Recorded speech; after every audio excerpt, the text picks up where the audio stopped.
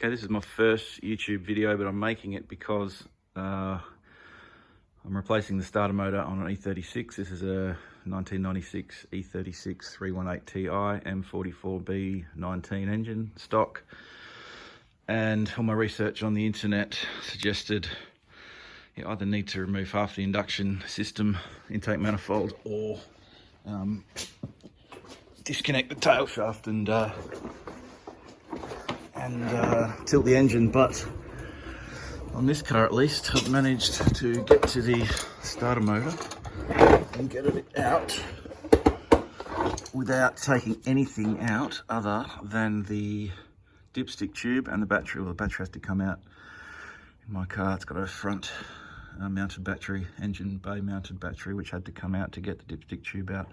But that's easy. That's just one 10mm bolt next to the disvalve. So that's the new starter motor that's in loose. I just thought I'd show you. The lower bolt is easy to get to. It's sort of relatively easy. It's up sort of in here.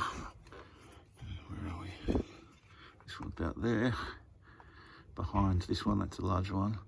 The one that's hard to get to is the one that's over the top. It's sort of around sort of 11 o'clock on the bell housing.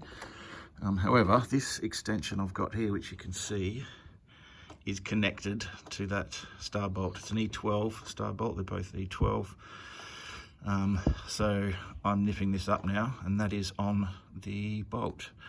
So I've got so I'm just doing this up by hand initially, and that is just, I'll just nip that up.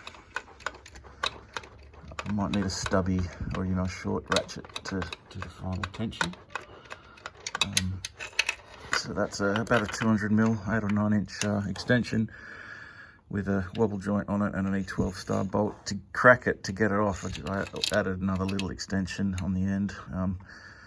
But yeah, the lower bolt you can easily get to just over the slave cylinder here. The upper bolt you can actually get to. This is just lining, so that does move a bit.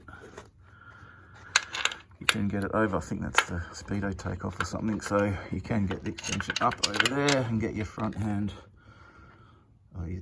which is now holding the camera, but your left hand up over the back of the starter motor, put that socket on the head, and you can actually crack it and take it out without removing anything other than the dipstick tube and the battery. Cheers.